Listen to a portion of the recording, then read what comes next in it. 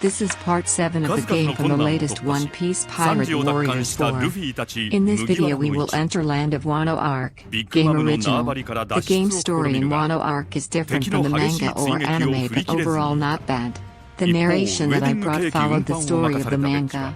The Wano Country arc is the 31st story arc in the series and the 4th in the Yonko saga of One Piece, continuing from the Lively arc. The Ninja Pirate Mink Samurai Alliance sets their plan into motion to recruit allies within the Wano country to liberate it from the control of the Shogun Kurosawa Orochi and his allies.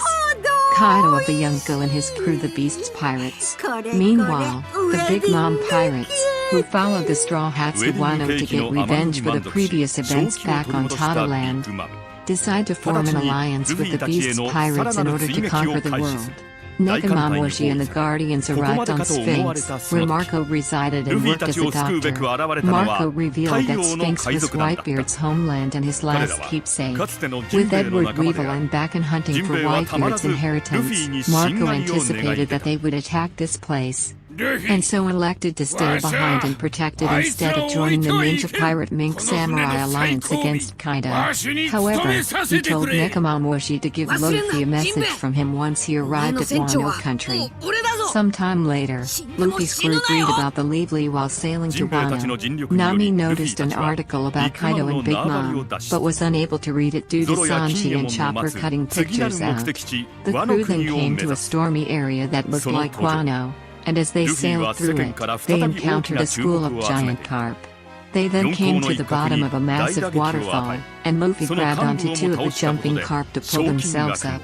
At the top of the waterfall was a whirlpool, and Luffy had Sanji fly the others to land. When he tried to follow them, an octopus that had boarded the Sunny held him back, causing him to go down into the whirlpool. Meanwhile, Kinemon, Law, Zoro, Usopp, Robin, and Frankie had snuck into Wano's flower capital. Kinemon warned the group that the Shogun, Kurosawa Orochi, had agents lurking around every corner, so they would need to disguise their identities and assimilate into the populace. Frankie became an apprentice carpenter under Minatomo, Usopp sold toad oil on the streets, and Robin trained to become a geisha performing for Orochi. Zoro, however, became a ronin, and was framed for several street murders. The magistrate sentenced him to seppuku and gleefully apprehended the stolen Shusui, but Zoro sensed that he was the one who actually committed the murders. With a short seppuku blade, he cut down the magistrate from a considerable distance. Luffy and the Sunny washed up on Kuri Beach, and after coming to, Luffy immediately encountered a baboon with a sword named Hihimaru battling a Koma Inu named Kamishio. Close by, a group of Beasts Pirate scouts were riding to shore with a young captive girl named Tama, whom they had captured after she mentioned the Kozuki family when they were harassing her at the market. They attempted to take out Luffy for illegally entering the country, but Luffy quickly brought them down. One of them was still conscious and told Hihimaru to take down Luffy, but it quickly backed down due to Luffy's Hoshoku haki. Tama then knocked out the scout and submitted herself to Luffy, and in his confusion she managed to pull a piece of kibi dango from her cheek and feed it to Hihimaru, instantly taming him. To thank Luffy, Tama helped him dock the Sunny in a hidden cave before taking him to her home to feed him. When they got to her place, she made a small meal for him out of the little rice she had. She then went out, and Luffy was suddenly confronted by her master Tengyama Hitetsu, who thought he had stolen her small rations. Tama then came back and revealed what happened, but she then fell ill due to drinking contaminated river water to suppress her hunger. Hitetsu said that much of the country was turned into a polluted wasteland by Kaido and his factories, and this place, Amigasa village, had been destroyed by the headliner X-Drake a year ago. Tama continued living here, however, in order to wait for Porcus Diaz, who had come during a famine 4 years ago and helped feed everyone. Before he left, he had promised to take Tama along with him the next time he came. Luffy revealed that Ace had died, causing Tama to faint. He then decided to go out to the nearest town to get Tama treated by a doctor, and donned a kimono.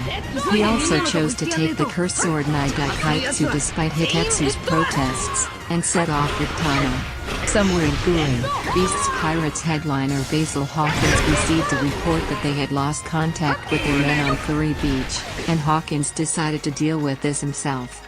On the way to town, Kamishio arrived to give Luffy and Tama a ride. They emerged from the forest into a massive wasteland, and Tama told Luffy more about the pollution in the country. Luffy then saw a woman being chased by some Beasts Pirates, only for the pirates to be cut down by someone. Luffy saw that the attacker was in fact Zoro, and quickly went to reunite with his crewmate. However, the two of them were soon confronted by Hawkins and his men. The two sides began battling, and Luffy and Zoro went after Hawkins, but he shrugged off their attacks with his Wara no Mi abilities. Kamishio then ran in and grabbed Luffy and Zoro to make sure Tama got to treatment, and Hawkins pursued them with a giant straw avatar for a bit until Zoro managed to cut down the avatar.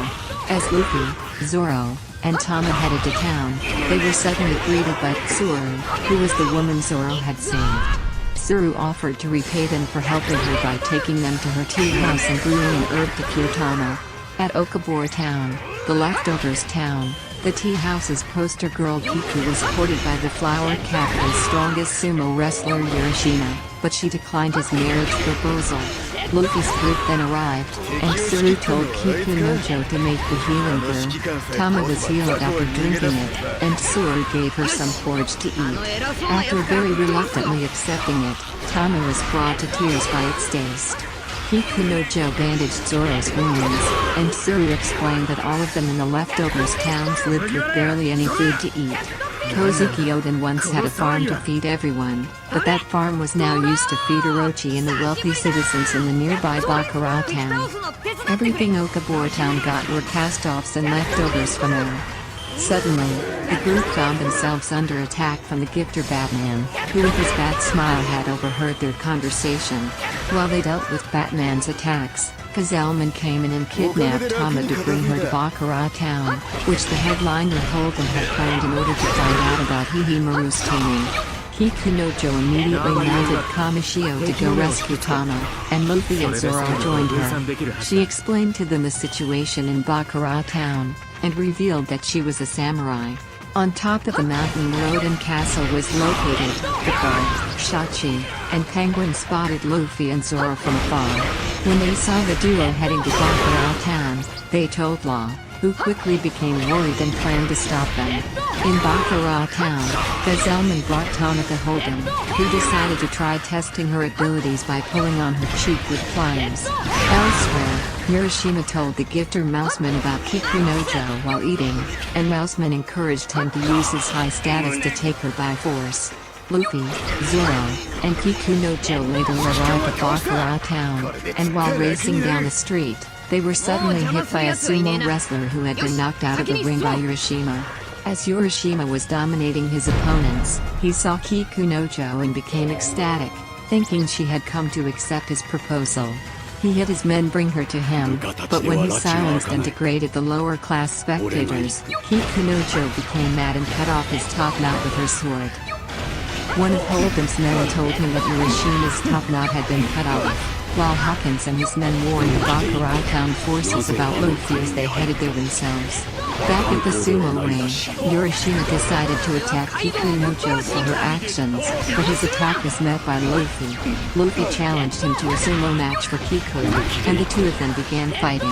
Luffy was able to effortlessly dodge Urashima's attacks, and knocked him out of the ring with a single-gear third enhanced Heron, destroying several buildings. The Beast's Pirates guards then attacked Luffy, Zoro, and Kiku, causing a fight to break out as the latter trio searched for Holden. Holden appeared on a rooftop with Tama, angry that Luffy had sent Urashima flying into his house, and said he would kill Tama if he made a move. Law was still on the mountain when Shachi saw that a fire had broken out and Hawkins had arrived at Bakura town, leaving him aghast. Deep within Baccarat town, the headliner and horse smile user Speed collected a cart full of clean food from the Paradise Farm. She saw the fire and destruction around Hold'em's house as she went into town, and wondered what was going on. As Hold'em threatened Tama with Kimijiro, the line had grown from his stomach. Kikunojo warned Luffy that going against Hold'em would attract the wrath of the all-star and ruler of Konoha. However, Luffy decided to take action after seeing Speed bring the food provisions cart onto the scene, and in the blink of an eye punched Kimijiro and freed Tama. Zoro attacked the pirates around the provisions cart, and Kamishio pulled it away. When Luffy saw that Hold'em had hurt Tama's cheek, he turned around to attack the headliner. Hold'em had Kimijiro breathe fire at Luffy, but it was to no avail as Luffy took him out with Gamu Gamu no Red Hawk. As Hawkins entered Baccarat town, he was confronted by a masked Law, who intended to take him out before the fellow supernova could recognize him. However, Hawkins quickly recognized Law by his devil fruit cowl and tattoos, and after a brief clash, he removed Law's mask.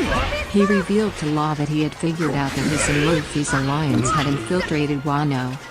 And Law's panic only grew as Hawkins received a call that Hold'em had been taken out and Jack had been notified. Nearby, Luffy and Tama immediately started running away, and Luffy saw Speed's horse body and jumped on her. She quickly became angry, and Luffy told Tama to feed her a kiwi dango, which she did. Although the dango was not supposed to work on humans, it did work on Speed due to her devil fruit, and she happily carried Luffy and Tama away. Zoro and Kikunojo rode the provisions cart out of town, and Law hitched a ride with them in order to yell at Zoro for his actions. They took the provisions cart to Okabor town, where they offered it to the delighted citizens. Some gifters attempted to stop this, but they were then crushed by a massive tub of clean water that Luffy brought. As Tama ate an apple, Luffy promised her that by the time he left Wano, she would be able to eat until she is full every day, and this caused Tama to start crying as Ace had said the exact same thing. In the Flower Capital, a teacher taught some students that Kozuki Oden and his 9 red scabbards had tried to commit the evil act of opening Wano's borders, but their hero, the Shogun Orochi, had defeated and killed them 20 years ago. Elsewhere in the capital, Orochi's money changer Kyoshiro brought up the night Oden was killed, recalling how his wife Kozuki Tokyo had sworn a curse on him. Orochi believed this was a prophecy that the Kozuki family would return for vengeance in 20 years, with this year being the year of prophecy, but Kyoshiro was derisive of the shogun's paranoia. Believing the Kozukis and their scabbards were all dead, Law then told Luffy and Zoro he would take them to the ruins of Oden Castle on top of the nearby mountain. Tama bid farewell to Luffy as Speed took her back to Amigasa village, and the villagers thanked Luffy for his actions. Kikunojo joined Law's group on the way to Oden Castle, and Luffy wondered why she wanted to go there. Zoro wandered off along the way, and when they reached the ruins, Luffy spotted graves for Kinemon, Kanjuro, Waizo, and Momonosuke, and was led to believe they were dead. However, Kinemon appeared, crazy but very alive, and Luffy also reunited with Momonosuke and his crew from Whole Cake Island while Kikunojo excitedly greeted Kinemon. Law and Kinemon then took the straw hats inside to eat, and there, Kinemon revealed that his group had come here by traveling 20 years forward in time. Meanwhile, a lost Zoro decided to head toward a wharf, where he took a ride on a boat. Kinemon talked about Oden's history, explaining that he was the son of Shogun Kozuki Sukiyaki, but had been exiled from the Flower Capital for participating in violent fights. While in exile, he went to Guri, which was then the most lawless region in Wano, and defeated its most dangerous criminal Shuradoji. After rounding up the other criminals, Oden was granted the title of Daimyo of Kuri by his father. He gathered many of his followers during that time, including Inuarashi and Nekomamushi after they had drifted ashore. However, he felt confined by Wano's borders and so illegally set off to sea, first sailing with the white-haired pirates before joining the Pirate King Goldie Roger and the Roger Pirates. However, this ultimately led to his execution 20 years ago. After Oden's execution, Kinemon, Kanjuro, Raizo, Kiku, and another retainer managed to escape and head for Oden's wife and 2 children, Momonosuke and Hiyori, in Odin Castle. But Kaido had set it ablaze. After getting into the burning castle and finding Odin's family, Toki decided to send Momonosuke, Kinemon, Kanjuro, Rizo, and Kikunojo forward in time with her Toki no Mi ability while she would die here, and Kinemon promised to fulfill Odin's wishes. They were then sent 20 years into the future, where they saw gravestones with their names on. They traveled through the Wano and initially despaired, but they were able to find people who were still loyal to the Kozuki family, and set off to sea to find more allies to fight Orochi and Kaido, which led to them finding the Straw Hats in Law. With the alliance now formed, Kinemon revealed that their goal was not to wage a full-scale war, but to conduct a raid on Kaido's home of Onigashima during the Fire Festival 2 weeks from now. He presented a secret message to tell recipients to meet at the Hobby Court at the appointed time, which they would pass out to their allies, who are marked by a crescent moon symbol on their ankles. Zoro's group was already working to gain intel in the Flower Capital, and the rest of the Straw Hats would do the same. Kinemon had Nami trained to be a kunoichi, and summoned the master kunoichi Shinobu to train her. Finally, he told the Alliance that there were 3 samurai they particularly needed to find, as they were each worth 100 men, Ashuradochi, Kawamatsu, and Danjiro. Back in Okabor town, the citizens found themselves under attack by Shunmaru and the Mount Atama thieves. The thieves took their food, and Shunmaru felt no pity for the citizens, believing that there were no heroes who would really feed and protect them. Jack then rode into town looking for Luffy and confronted Shunmaru, saying that his crew would only let the thief live if he joined Kaido. Shunmaru refused and attacked Jack, and the two sparred. However, their fight was soon interrupted when Kaido suddenly came flying in as a dragon, wanting to know where Luffy and Law were. Kinemon's group was shocked to see Kaido, and Law revealed why he had come, saying that he and Luffy needed to deal with this alone to keep the rest of them from being exposed. Kaido drunkenly flew around Okabor town, dealing lots of destruction in the process, and to stop the destruction, Hawkins raced in and claimed without knowing that Luffy and Law were at the ruins of Odin Castle. Kaido immediately flew toward the ruins and instantly blew them apart with fire breath, and this caused Luffy to become extremely angry and attack him. After the attack, Luffy raced back toward the ruins when he encountered a heavily injured Speed, who revealed that Kaido had attacked her and Tama on the way to a Mikasa village. With no idea if any of his allies were safe, Luffy decided to try ending the plan immediately and confronted Kaido. He spared no time in pummeling the young foe with his most powerful attacks, bringing him back into his human form. After Luffy's onslaught, however, Kaido got back up without any signs of damage and knocked him out with one swing of his mace. Law attempted to bring Luffy to him, but was hit with a sea stone nail and attacked by Hawkins, forcing him to flee. Luffy knocked out several pirates with Hoshoku Haki when they tried to apprehend them, and Kaido decided to have him thrown in prison to break his spirit and make him a subordinate. Now that he was sober, Kaido decided to go after Law later and flew off to Onigashima to drink. Meanwhile, Kinemon had gone to Okabor town to check on his wife Zoro, and was happy to find her alive and well, but did not intend on reuniting with her until after their mission had been accomplished. He then spotted Shunmaru riding away, and recognized him as Ashuradoji. In the now destroyed castle ruins, the Alliance was able to survive the blast due to Shinobu rotting the ground away with her Juku no Mi abilities, and after getting out of the hole, Kikunojo prepared to tell them about the current situation in Wano. In the wastelands of Kuri, Inuarashi and his musketeers found the injured Tama and took her to receive treatment. An extra edition of the newspaper covering the fight was printed out, and Usopp, Frankie, Robin, and Zoro were appalled when they read it. The next day, Luffy was taken to the prisoner mines in Udon, where prisoners tirelessly worked to build weapons for Kaido.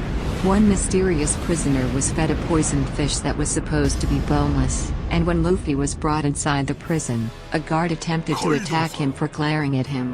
However, the mysterious prisoner spit the fish bones at the guard, taking him out. The guards threw Luffy into a cell, saying that starting tomorrow they would break his spirit by working him to death. Luffy's cell was next to used as kids, and they both swore revenge against Kaido, causing them to realize the other's presence. On Kuragana Island, Verona was elated to see news of Gecko Moria being alive.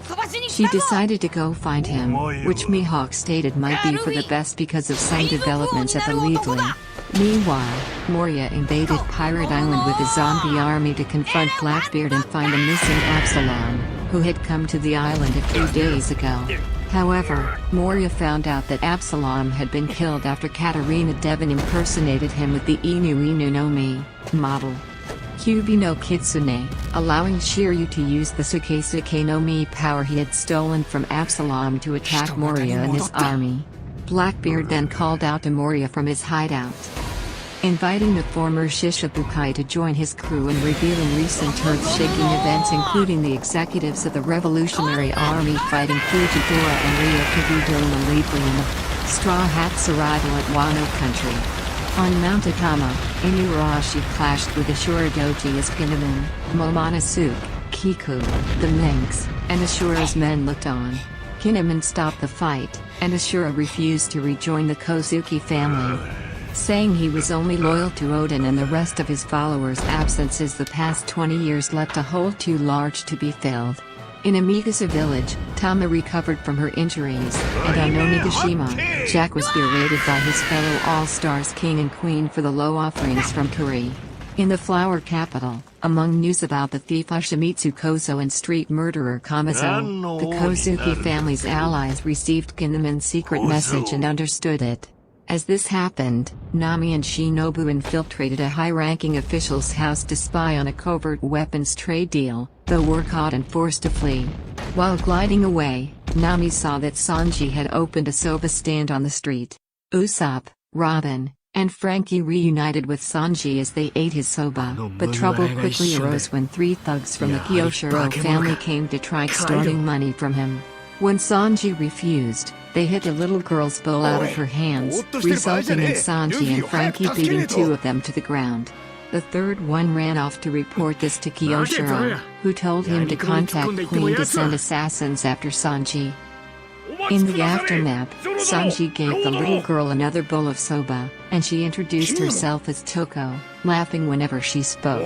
After eating, Toko raced off to join the Oiran Komurasaki, whom she worked for as a Kimura. Robin's master came in and revealed that Komurasaki was the greatest of all Oiran in Wano, and that Robin would be accompanying her to Orochi's banquet. As Komurasaki paraded through the street, she left many men incapacitated in her wake.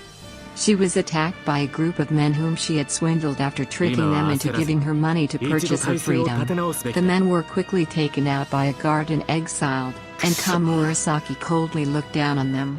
In Amigasa village, Tama asked Momonosuke about his sister Hiyori, and he replied that he believed that she was still alive and now 26 years old. However, he did not intend to reunite with her until after the war to prevent Orochi from targeting her. In Orochi Castle, Orochi met with agents from CP0, who were trying to broker a new deal for Kaido's weapons after Doflamingo's downfall. Orochi decided to use the immense amount of leverage he had to demand that they bring him Vegapunk to continue their trade. When one of the agents protested, Orochi shot him, saying he was untouchable due to Kaido backing him. Orochi then went to partake in his banquet, where he celebrated with Komurasaki, Robin, and many others. As the banquet progressed, Robin snuck off to try to gather information. However, she was caught by Orochi's ninja squad, the Orochi Oniwa Benshu. The ninja moved to restrain her, only to find out it was a body double. As Robin ran back to the banquet hall, their leader Fukuro Kuju ordered them to sneak around and find her. Robin reported her situation to Nami, Shinobu, and Brook, who had also infiltrated the castle. After Robin returned to the banquet hall, Orochi overheard Kyoshiro talking about avenging his comrades and used the opportunity to warn everyone about Toki's prophecy and the impending return of the Kozuki family. The guests all believed Orochi's paranoia to be lunacy, but kept quiet. However, Toko was unable to prevent herself from bursting into laughter, resulting in Orochi becoming enraged. He attempted to attack Toko with a sword, resulting in Komurasaki slapping him. Despite the grave consequences of such an action, she stood her ground and refused to apologize. Orochi transformed into the Yamato no Orochi and tried to avoid attacking her, but his anger eventually overcame his attraction and he wrested her into his mouth. Meanwhile, the Orochi Wabanshu spotted Robin running away with Toko and chased her, although she managed to overpower them with Brooke's help. One of the Oni Wabanshu, Hanzo, crawled into the attic and discovered Nami and Shinobu hiding out there. Shinobu incapacitated him before destroying the floor, sending it crashing down onto Orochi below and freeing Komurasaki from his grasp.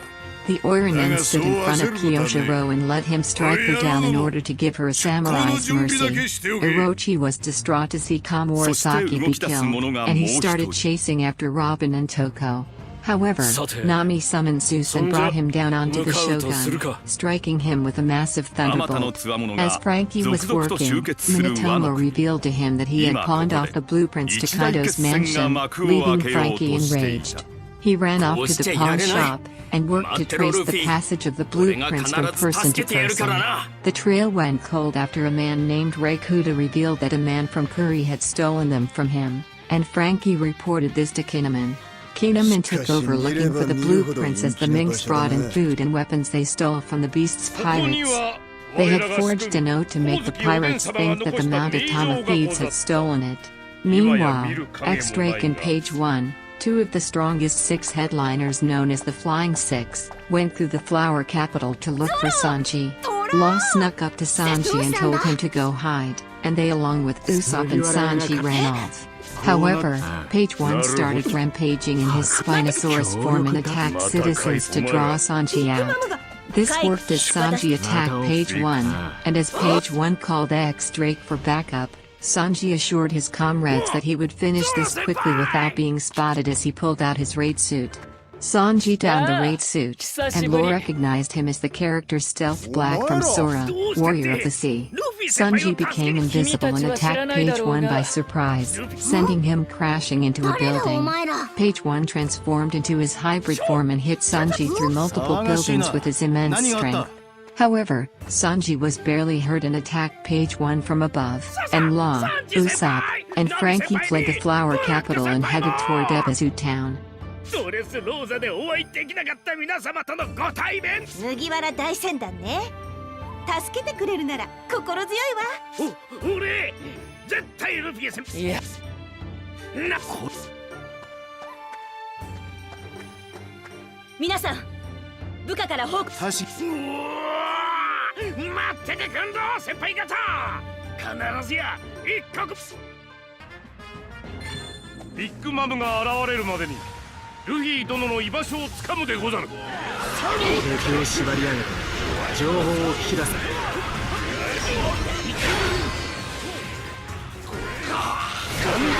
360ポンド。職務を全うしねえ。ここを制圧すれば敵も減るはず。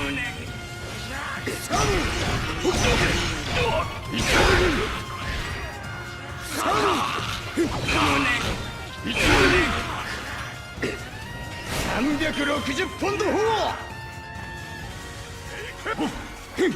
360ポンド360ポンド砲360ポンド砲360ポンドおいてめえ うちの船長がどこに囚われてるか知ってるな。知りません。ただ向こうの方が警備が厳重だからもしかすると。360ポンド砲360ポンド砲360ポンド砲360ポンド砲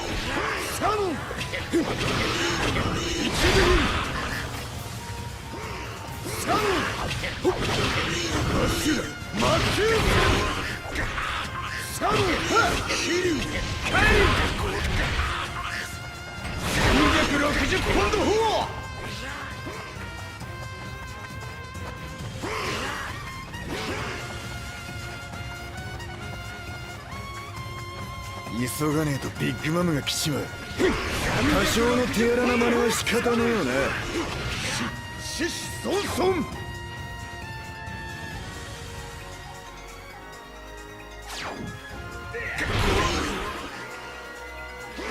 360ポンド倒してもキリがねえ。360ポンド奪い取っちまうぜ。360ポンド砲。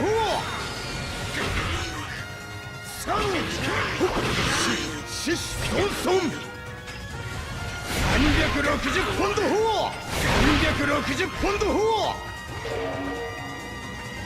360ポンド砲。麦わらの奪還は連中に任せときゃいい。俺たちは敵を足止めするぞ。スモーカーさん。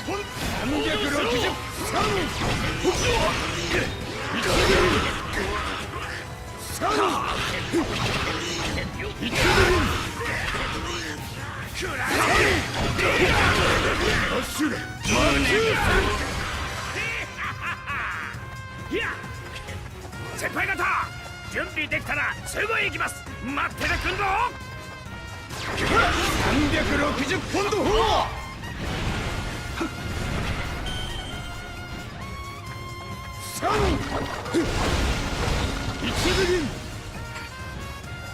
ポンド砲。360ポンド。乗せやがって。あんのまねだ。後悔するなよ。テーブルキックボース。これだけ。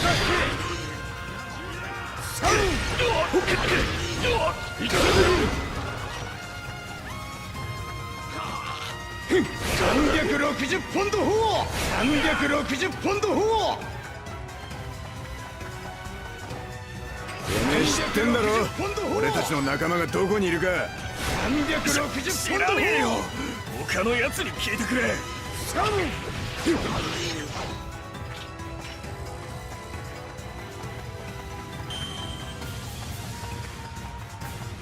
待っておれ、ルフィ。必ずや拙者たちが救い出してみせる。刻まれている。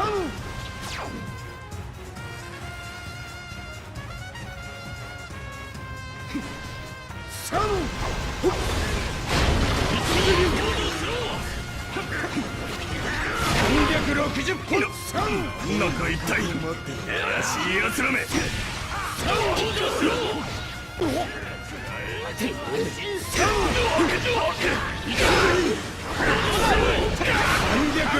ポンド。360ポンド砲。360ポンド砲。360ポンド砲。360ポンド砲。360ポンド砲。ソンソン。ラショーガン。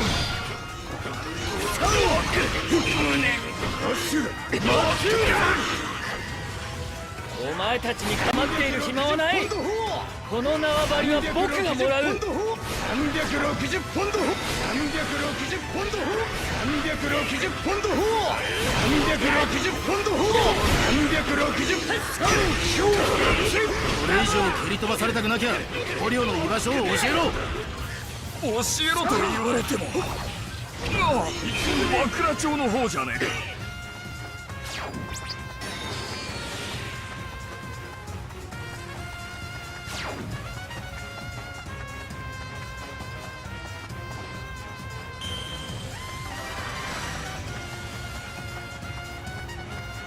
待っていてくれ。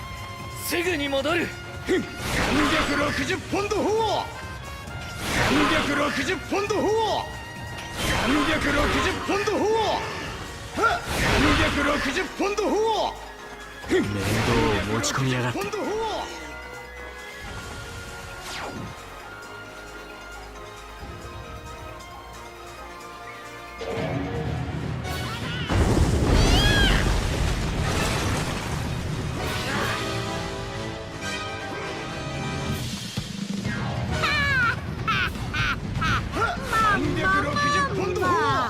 麦わらはどこだい。渡さないなら町ごとぶっ壊すよ。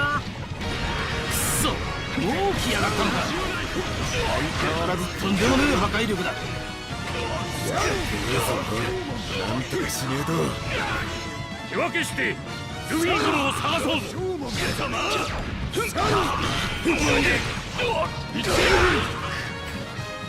前たちさっさと麦わらを探しな。見つけたら鐘を鳴らして知らせるんだよ。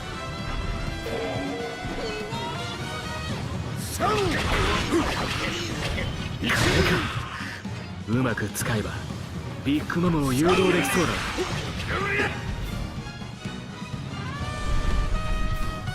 麦わら屋が見つかったと思って鐘の方へ向かうはずだ。死にな。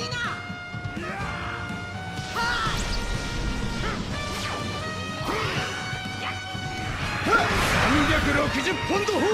今度も早く助け出さねば。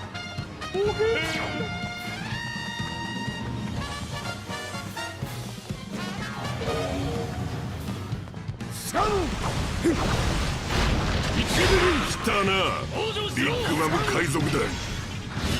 町への侵入を許した。衝突は免れん。被害が広がる前に止めるべきだ。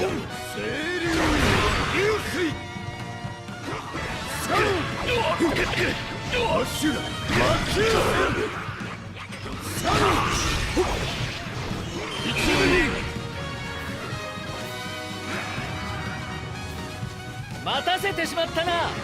増援を連れてきてやったぞ。ルフィ先輩、この命に変えてもお助けするね。360ポンド砲。機関シッソンソン。こんなとこで油を売ってる暇はねえ。先を急がねえと。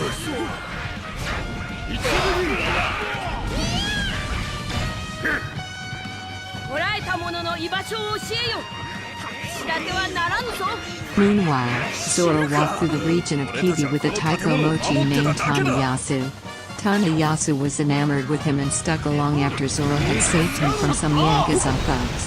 The two of them headed toward Ebisu Town, which was where Tanayasu originated. At Ebisu Town, Zoro met its citizens, who all laughed constantly and refused to let their extreme poverty and hunger bring them down. Robin, Nami, Brooke, and Shinobu escaped from Orochi Castle, and after dropping Toko off in the red light district went with Kanjuro to the northern cemetery in Rango.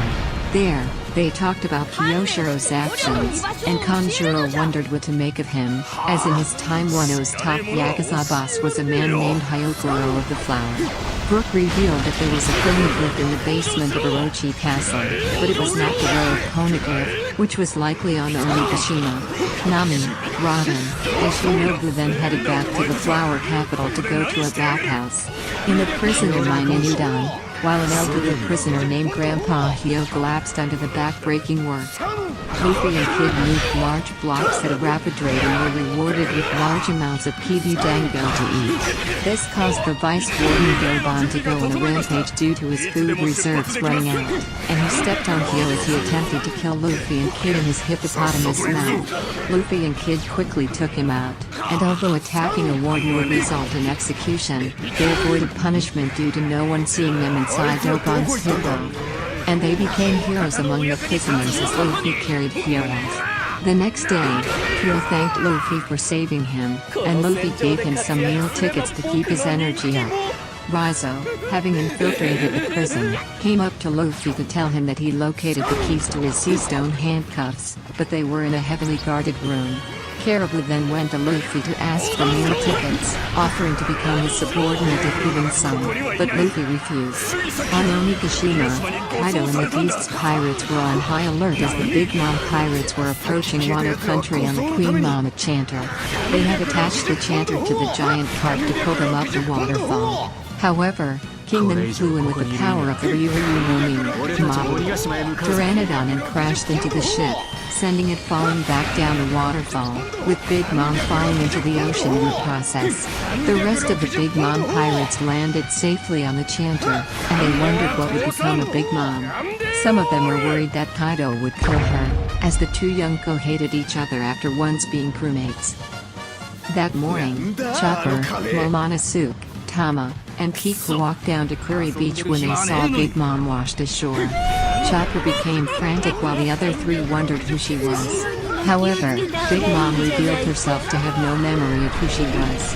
A day later, Chopper's group brought Big Mom to Okafor Town, where Tsuru served her some ashiruko. Big Mom took a liking to the ashiruko, and Chopper told her that there was lots of it in Udon to get her to go there. Big Mom tamed away Misato by hitting it, and the group rode it on their long journey to save Luffy. Momonosuke resumed practicing his sportsmanship, and shouted Tsunuki after having heard Zoro tell him about it being used in his homeland. Kiku told him not to say, as it was a cry used by past generations in Curry that was unbefitting of someone of his status. In the prisoner mine, the guards were set on high alert as Kid had managed to escape, and Raizo had successfully stolen the handcuffed keys. As Luffy was prodded for information, Kyo was attacked by the warden Babaniki and Vice Warden Daifugo, as they did not believe he earned all his meal tickets. Kyo accepted his death, as he was now happy after witnessing Luffy's act of kindness, which he had not seen in the country since before Kaido's takeover when he was Hyokuro of the Fire. However, Luffy then rushed in and kicked Daifugo, which was seen by everyone around him. Right as Luffy made his attack, Queen arrived at the prisoner mine. Luffy managed to injure Daifugo despite being weakened by his handcuffs, but was quickly overwhelmed by Babaniki after the warden shot an explosive blast from his elephant Smiles trunk. Queen then made his entrance, and Babaniki told him what was going on. Luffy and Hyogoro were brought before Queen, who decided to make their execution entertaining. Meanwhile, as Raizo drew closer to Luffy, he heard the mysterious prisoner calling out to him, and was shocked to realize that this prisoner was his comrade Kawamatsu.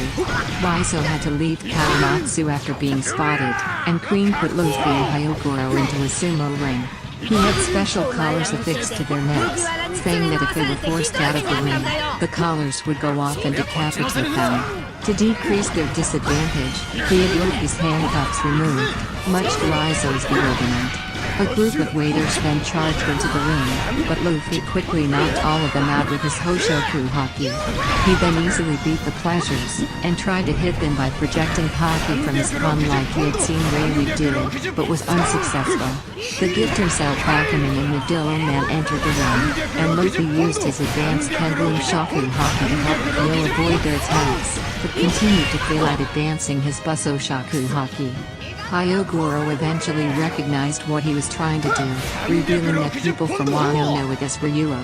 He then ran up toward Alpacaman and hit him with a burst of projected Haki, and offered to train Luffy in its usage.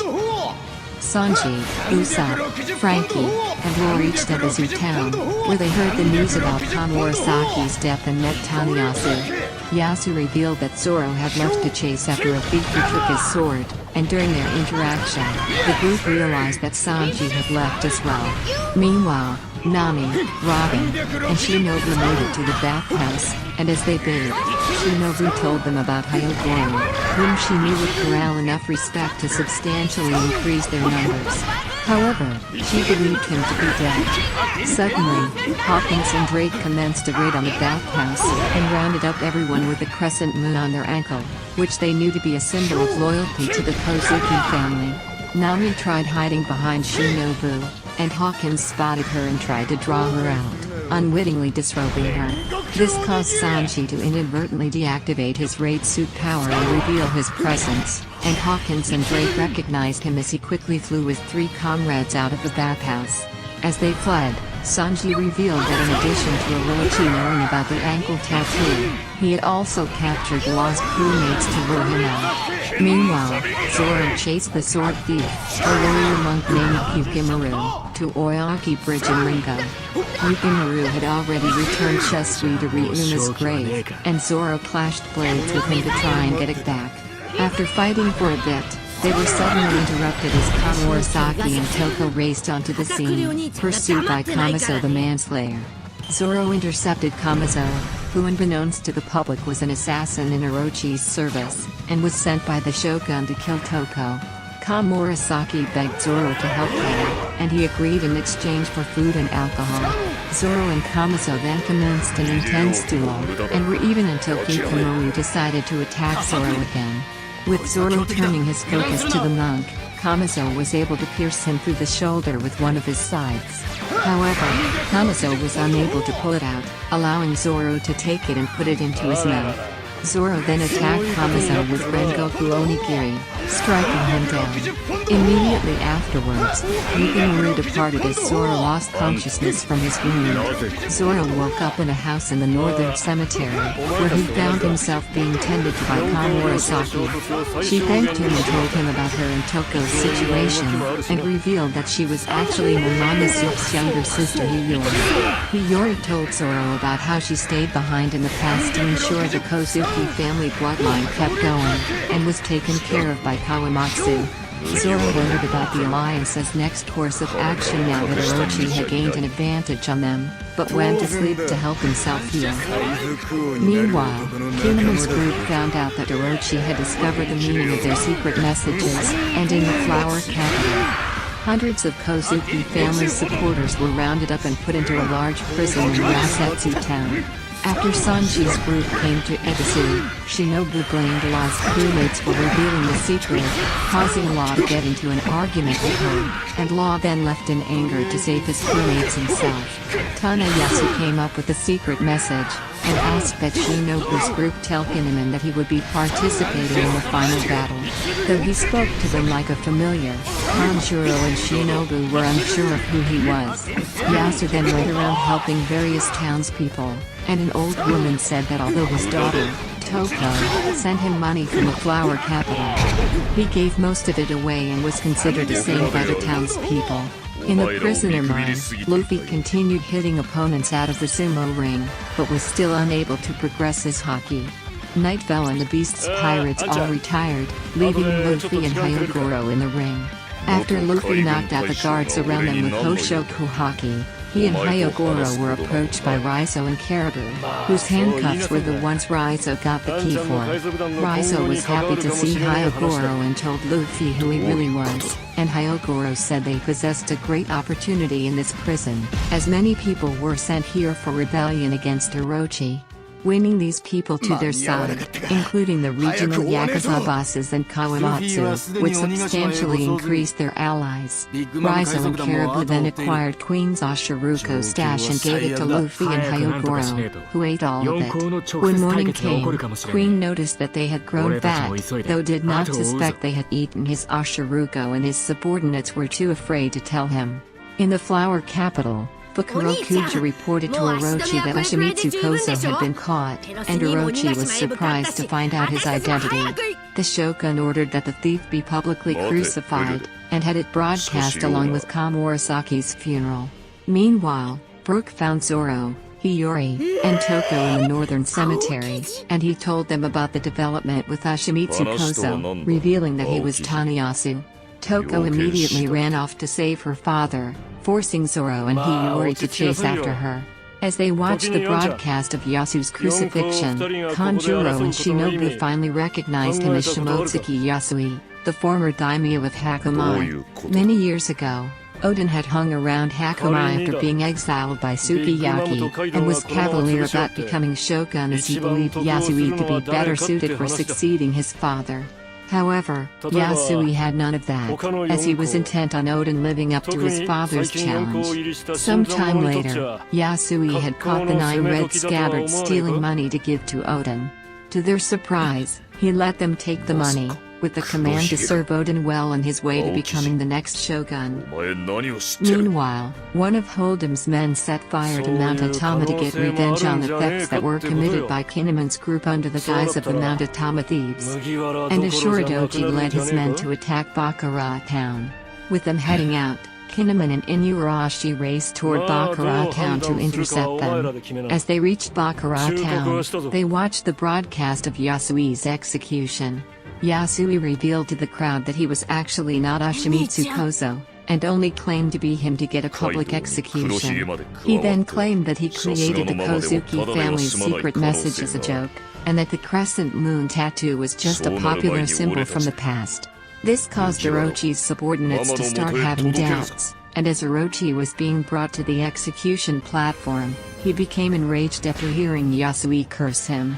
Orochi and his men then shot Yasui multiple times, and Yasui accepted his death as he had managed to change the Alliance's meeting place for the final battle and tell all the Rasetsu town prisoners about it. As Yasui fell down to the ground dead, the Ebisu town citizens who had made their way to the capital started laughing profusely, and Zoro was appalled at this. However, Hiyori revealed to him that they were forced to laugh due to consuming smiles. She explained that only 1 out of 10 smiles grant animal transformation powers, and the rest forced their consumers to only express positive emotions. The pleasures were the beast's pirates who ate these defective smiles. However, Orochi had decided to decrease the amount of suffering he saw in the country by mixing the leftover defective smiles in with the food that the leftovers town citizens ate, resulting in them receiving the side effects and only being able to laugh. Several of the Straw Hats and Kinnaman also learned this as they watched the broadcast, and in the Flower Capital, Orochi reveled in the laughter. He then saw Toko at the execution platform trying to revive her father with Totoel, and prepared to shoot her. However, Zoro and Sanji both came in at the same time to protect Toko. Zoro unleashed a flying slash attack on Orochi, and the Shogun froze in fear, but the attack was intercepted by Kyoshiro. As Zoro clashed with Kyoshiro, Sanji found himself under attack from X-Drake. Usopp, Frankie, Nami, and Robin then came in to attack Orochi's men, and chaos erupted in the city as Orochi was carried away to safety. A short time later, the Orochi Oniwa Banshu joined the fight, seeking to capture just one of the Straw Hats. Meanwhile, Law snuck up to the Rasetsu prison but was caught by Hawkins. Hawkins revealed that he had tied his life force to Law's captured crewmates, so Law would have to kill them to get to him.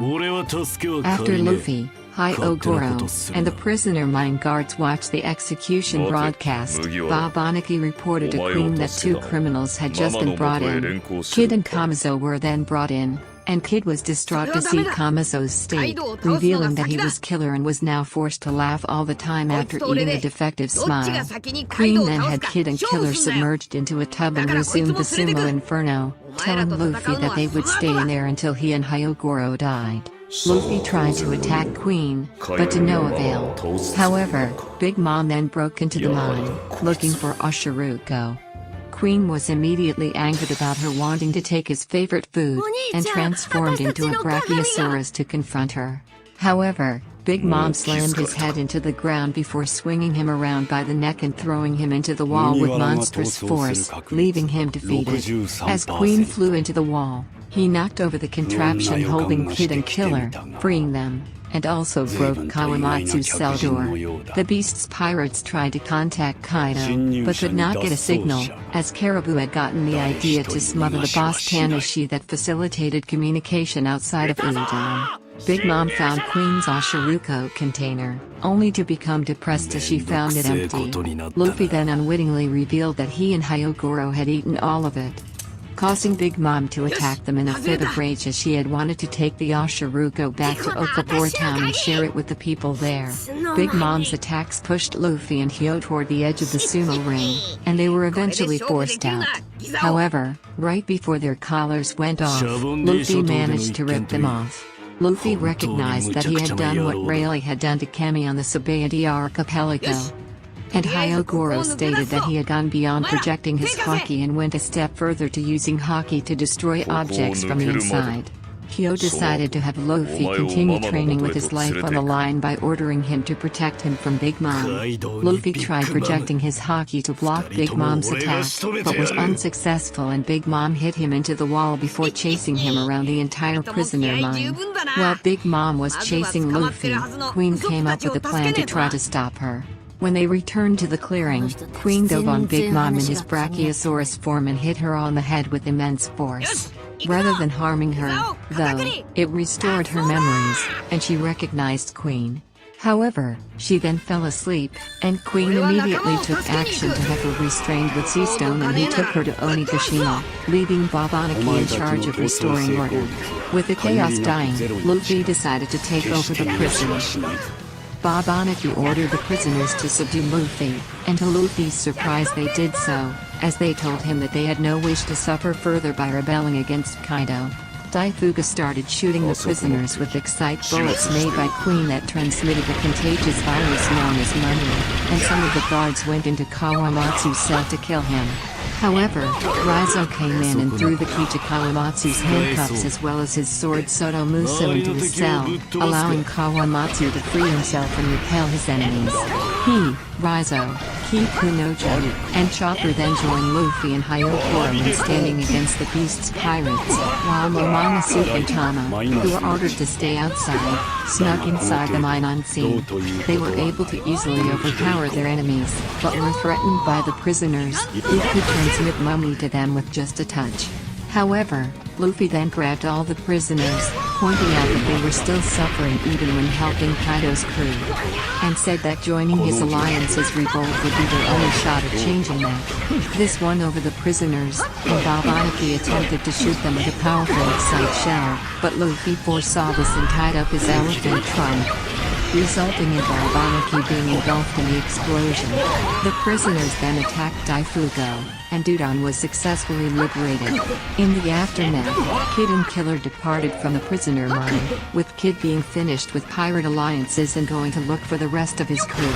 As Chopper treated Luffy's fires, Hyogoro, Raizo, Kiku, and Kawamatsu talked to the prisoners, who despite seeing them were still skeptical that they had come from 20 years in the past. Momonosuke was then called out while he was talking to Luffy, and when the prisoners saw him, they all bowed and expressed their relief. Gaining confidence at seeing a member of the Kozuki family still alive, Kawamatsu then headed off on his own to attend to some business, promising to reunite with everyone before the final battle. Within a day, Chopper had cured all the prisoners of the mummy virus, and Hyogoro reunited with the 4 regional Yakuza bosses: Omasa, Tsunagoro, Cho, and Yatak, who nearly killed Luffy after he referred to Hyogoro casually.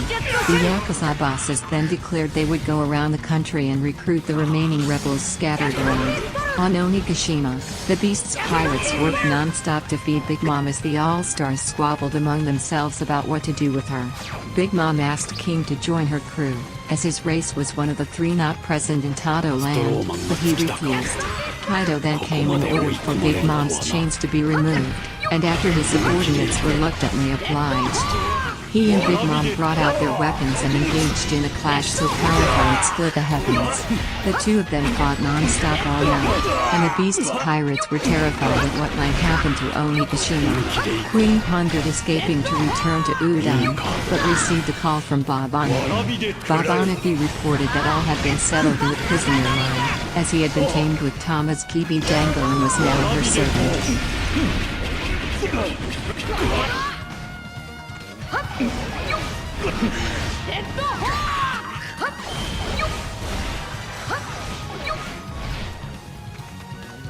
運気が落ちているようだ。一度体勢を整えるとしよ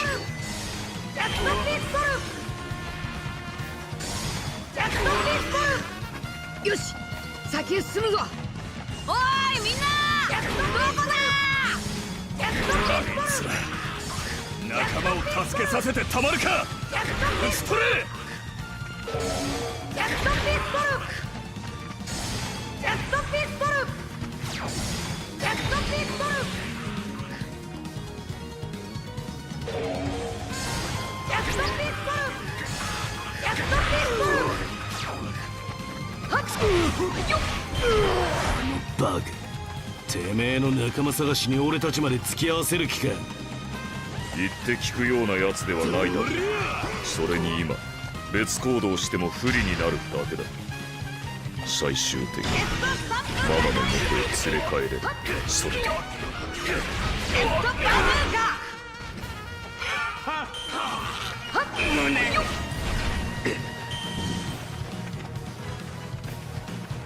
行くぞー。おいお前、仲間の場所教えろ。知らねえよ。他のやつに聞いてくれ。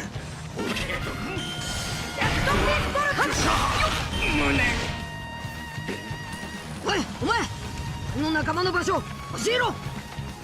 知らねえものは教えられねえよ。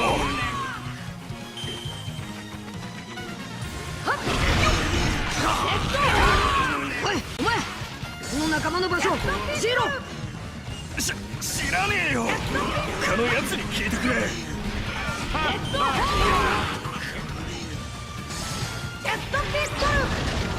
おいお前、この仲間の場所教えろ。あの辺りにいると聞いている。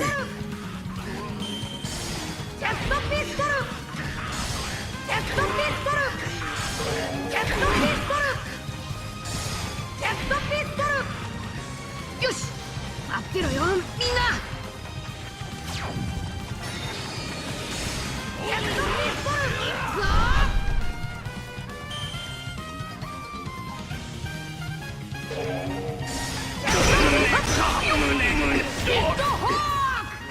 ここの囚人を待たすわけにはいかん。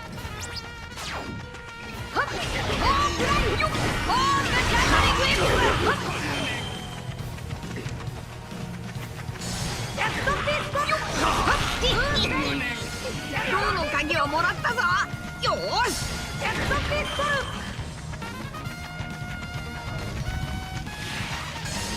ルフィ、おかげで助かったわ。ありがとう。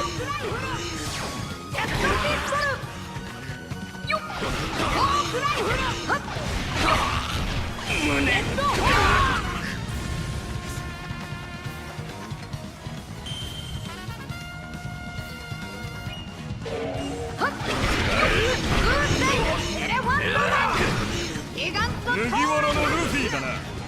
お前も引っ捕らえてやる。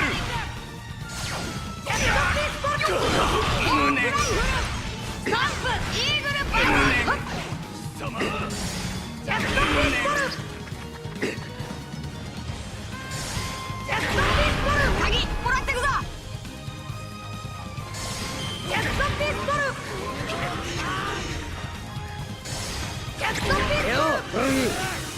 助かったぜ。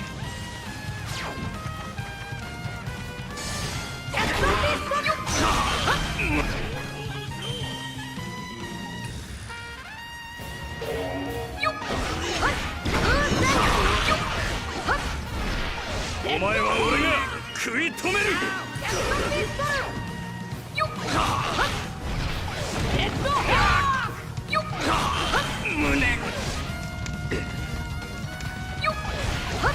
ウソップ、今助けるぞ。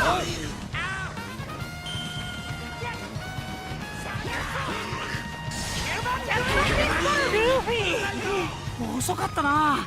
ちょうど今脱走するところだったんだ。本当だぞ。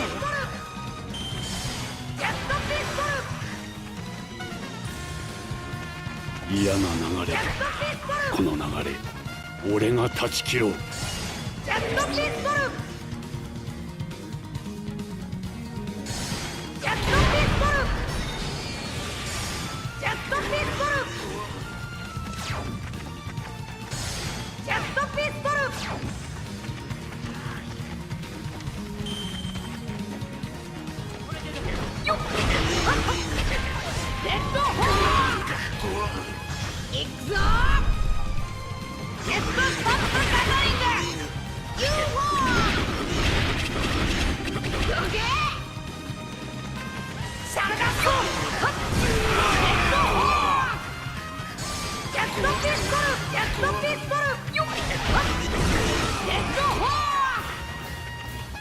ちっきしょう、港まで走るぞ。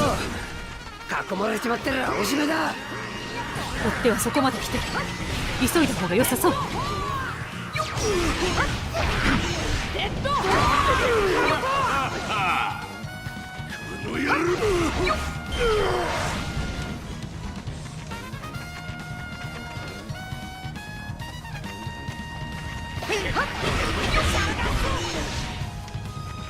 俺たちの邪魔すんなよ。よし、港まであと少しだ。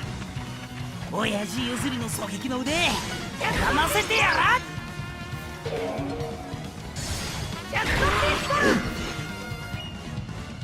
ここに麦わらたちがいるぞ。引っ捕らえろ。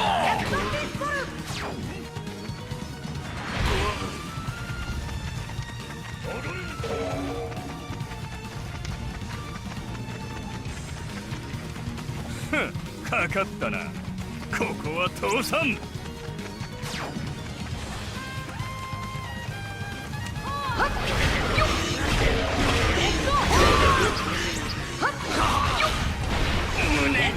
脱獄されたか。だがそれなら再び捕らえるだけだ。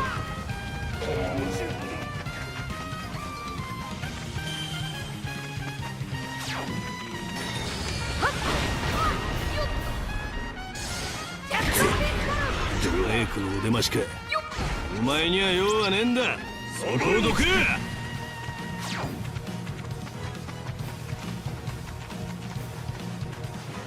俺が行こう。念のためだ。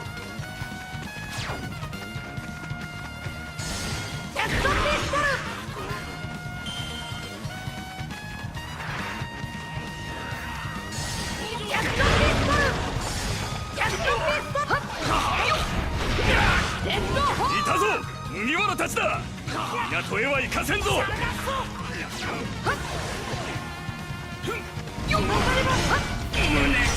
これで問題なく進めるわね。よ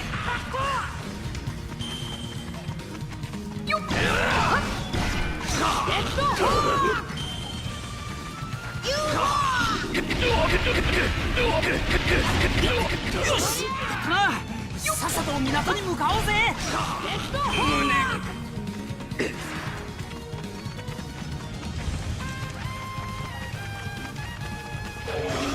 こにゃろゴムのギガントジェットシェル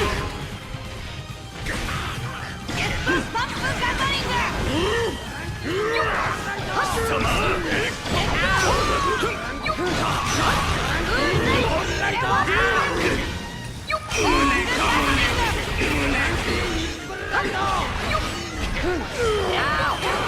弟行きやがれ。よし、港まで急ぐぞ。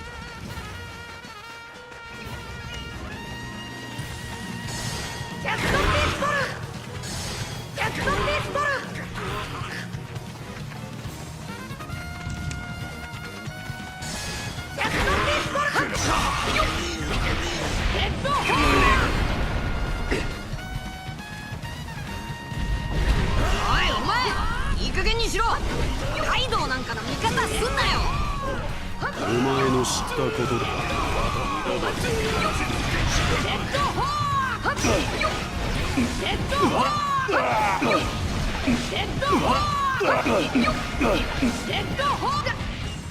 本気で行こう。だが分が悪かったか。今は引こう。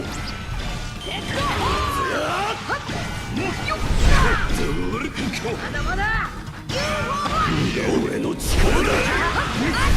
遅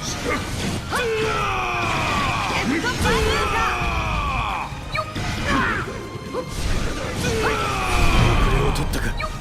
撤退する。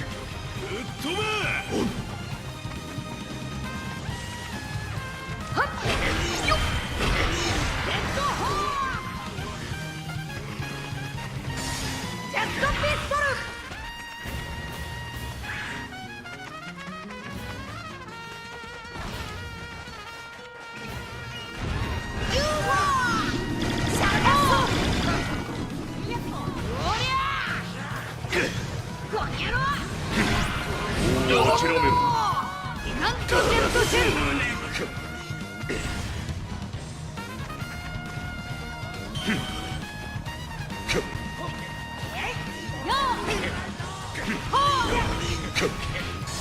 ェットピストル。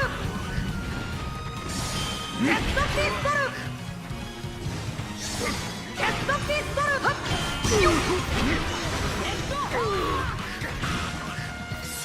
俺はカイドウをぶっ飛ばしに行く。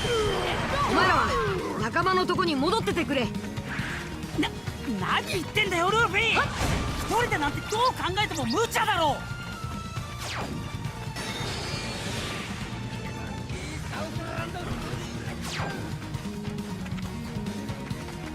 ルフィ止めるよ。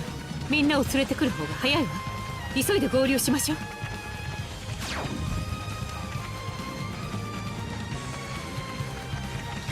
おい、どこだカイドウ。あっち行ってみっかな。おい、面倒なやつが来るぞ。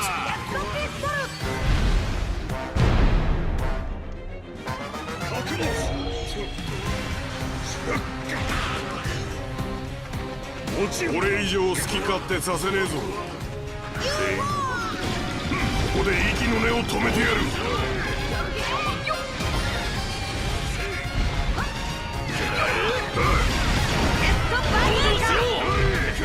踏み潰してやる。ジェットバズーカ。ジェットバズーカ。登場しろ。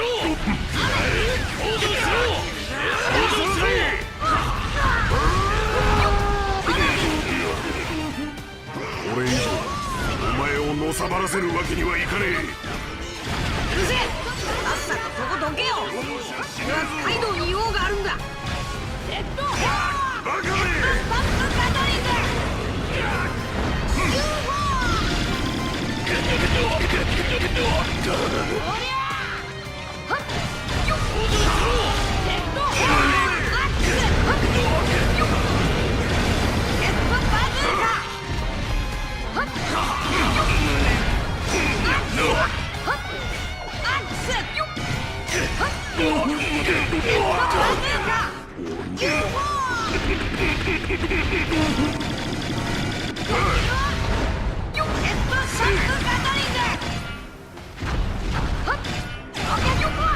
容赦しねえぞ。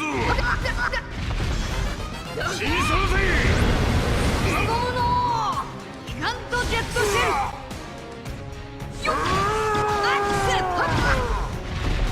バカめ。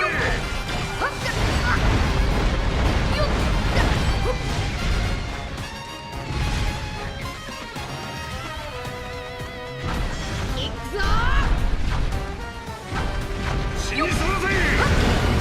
ジェットバズーカ。ジェットバズーカ。ジェットバズーカ。が悪いな。だが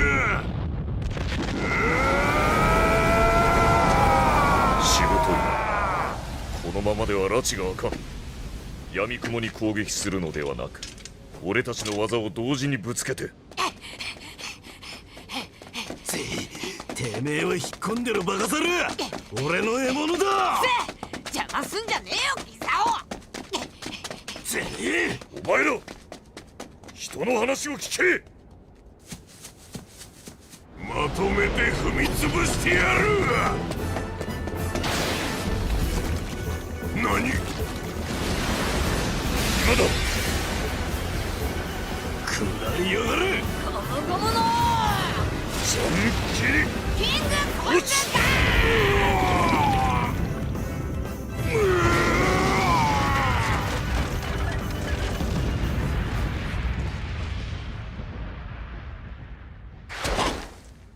よっしゃ見たかギザオ。ああ、俺の一撃が決まったのを見た。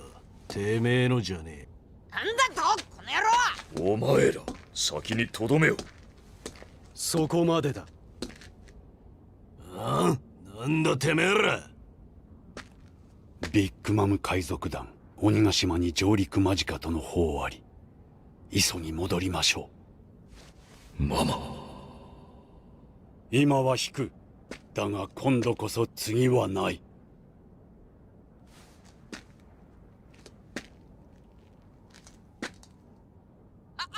逃げるな、待て一体何すんだ。これ以上の長いは無用だ。俺は戻る。お前らに力を貸してやるのもこれまでだ。おい、何すんだよ。いうかてめえ、お前今何した。てめえのせいで逃がしたじゃねえか。お兄ちゃん、どうして麦わらを捕まえないの。絶好のチャンスだったじゃない。奴らは逃げん。ママと合流して事態を報告する。体制を整え、カイドウの動きを警戒する方が先決だ。お前との決着、今は預けておく。麦わら。At Baccarat Town, Ashura Doji attacked Kinemon for setting him up. Kinemon gave a sincere apology, though pointed out that there was still hope to avenge Oden due to Yasuo's final actions. Ashura then took him and Inuarashi to show them something. He brought them to a massive graveyard in Kuri, and explained that 10 years ago, these samurai had all grown tired of waiting for the Kozuki family to return and, despite his wishes, had set out to Onigashima to fight, where they all lost their lives. Deciding not to doubt the Kozuki family's reasoning for waiting 20 years, Ashura and his thieves brigade joined Kinemon's alliance.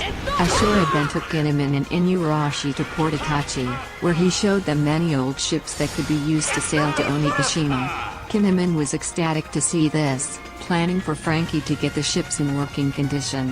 Kinemon was further overjoyed to find that Ashura also had the blueprints to Kaido's mansion in his possession. And soon afterwards received a call from Raizo about the fighters they had recruited in the prisoner mine. However, Raizo did note that they lacked weapons to arm all their allies with. In the flower capital, Orochi was enraged to hear that the Straw Hats had escaped. Though Fukurokuchi assured him that the only Wabanshu in the Shogun Samurai squad, the Mima Uragumi, were patrolling the city, Sanji and Shinobu watched the Rasetsu town prison, whose occupants had not been freed even as the guards continued to guard Orochi thanks to Yasui. Meanwhile, Law had been brought into the prison after offering himself in exchange for his crewmates, threatening to sacrifice them to kill Hawkins otherwise. Hiko, Shachi, and Kango found Nami in Ebisu town, and gave her a copy of the secret message that had been altered by Yasui. Nami noticed that he had drawn lines through the snake drawing, and said she would show it to Kinemon as she departed for Onigashima village with Frankie and Kanjuro, who had Yasui's body in his possession. Meanwhile, at the Enma shrine in the forest, Zoro managed to cut down all the Oni Wabanshu ninja who pursued him and Hiyori.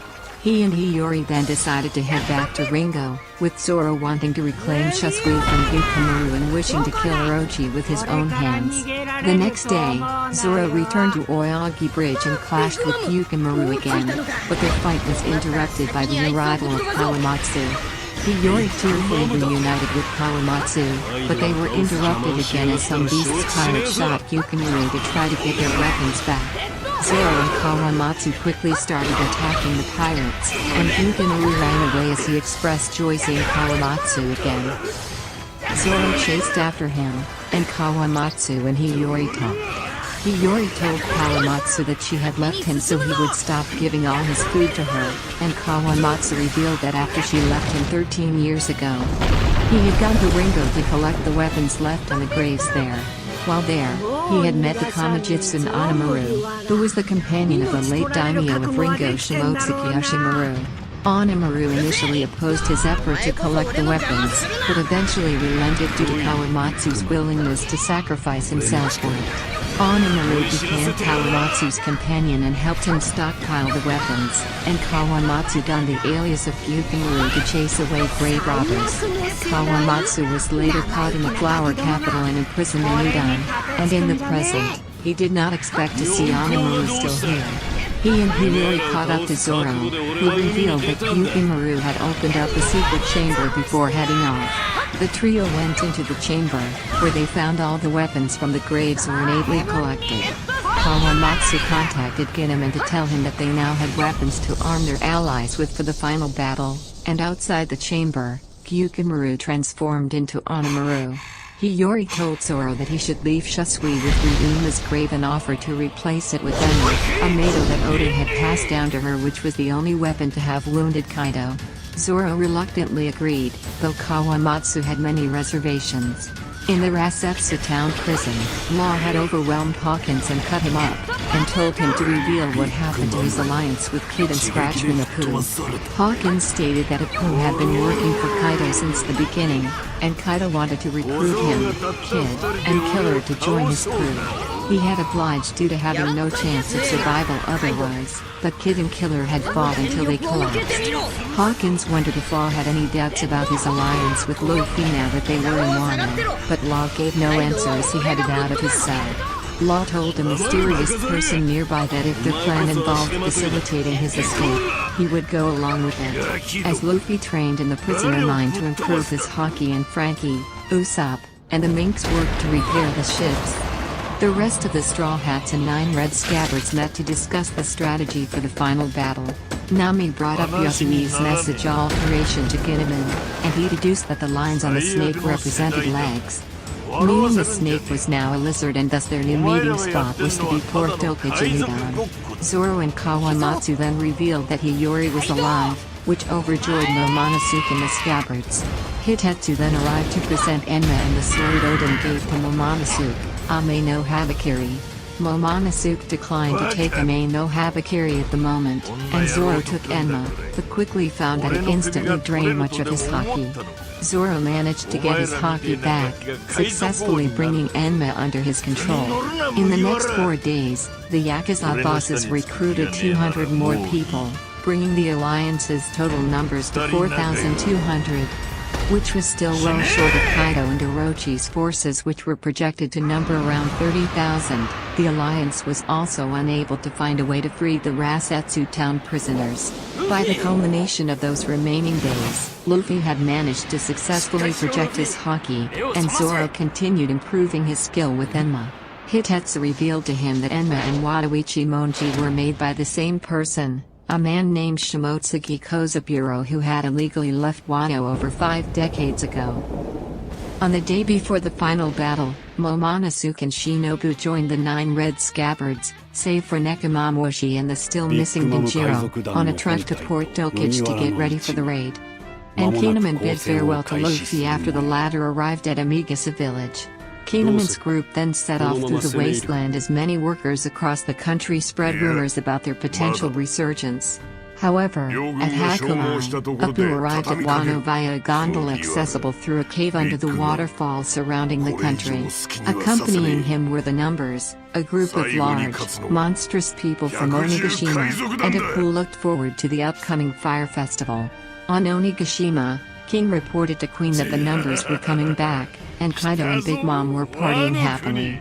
They then announced that they had formed a pirate alliance, and would resume trying to kill each other after taking over the world. This announcement was met with great shock. Meanwhile, on the cusp of the fire festival, Orochi received a report that revealed that the alliance's new meeting place was Port Dokage, and that Hiyori was alive and hiding in Ringo. After the Leavely ended, most of the royalty returned to their countries, including the Neptune family. However, at the World Economic Newspaper headquarters, Morgans oversaw his workers frantically covering the massive events that had reportedly happened at the conference, including a death and assassination attempt. Attach handed Morgans a letter from the world government containing bribe money to keep him from printing certain news, but Morgans refused to censor anything. Attach then pulled off his face to reveal that he was actually a Cypherpol agent in disguise, and he attempted to silence Morgans by force, but Morgans quickly defeated him. The news was printed out, and the revolutionaries, Stary, Makino, and the Dadon family were aghast after reading a news story about Sabo. At the same time, people found out that the Shichibukai system had been abolished after Nefertari Cobra and Rikudodo III proposed it, and the majority of the world leaders supported it. As a result of this, large marine fleets and forces were sent after Mihawk, Hancock, Buggy, and Weevil. On the way to Amazon Lily, Rear Admiral Kobe received a report from X-Drake, who was secretly an undercover marine and captain of their sword unit. Drake revealed to him that Kaido and Big Mom had formed an alliance and that he had seen CP0 in Wano. On New Marineford, Sakazuki reported to Fujitora about Kaido and Big Mom's alliance, and Branu and Sengoku briefed a room of Marines about the situation. Sengoku explained that 40 years ago, powerful pirates gathered on Hakainasu to band together to take over the world, forming the Rocks Pirates. Kaido, Big Mom, and Whitebeard were all part of this crew, and they were led by Rocksteady Zebo. The Rocks Pirates met their downfall 38 years ago during the God Valley incident, where, unbeknownst to the public, Garp teamed up with Goldie Roger to stop Rocks from threatening the world nobles and their slaves. Big Mom and Kaido's alliance would be the greatest threat to the world since that, as they had grown much stronger since their time with Rocks. And their combined bounties were greater than even Roger and Whitebeard's bounties of over 5 billion. Sakazuki then arrived and said that they could not take action on Wano at the moment, as they did not have enough forces to mount such a venture. Sengoku understood, though pointed out that the unaffiliated country was unusually important in all of this, especially since Odin, the former Whitebeard pirate and Roger pirate, came from there. On the day of the Fire Festival, Wano country began its celebration. Orochi set sail toward Onigashima with Fukurokuju, leaving Kyoshiro and the Mama Uragumi in charge of the capital. Meanwhile, Kinemon's group reached Port Tokaj, only to find the place wrecked and their allies nowhere to be found and unable to contact them. Desperate, they cursed their luck as they planned to have the small group depart alone, questioning what could have happened on the night before. 2 days before the festival, as Kinemon rallied his allies, Orochi made plans of his own, sending men to destroy several bridges that connect the Wano regions and the hiding spot of the Thousand Sunny, cutting off the alliance from the Scabbards. Meanwhile, Hold'em discovered the recent theft from the farm and confronted the residents of Okabor town. After the citizens took the blame, the town was burned down. Despite Momonosuke's pleas, the Scabbards decided to follow their plan, knowing that they would not get another chance.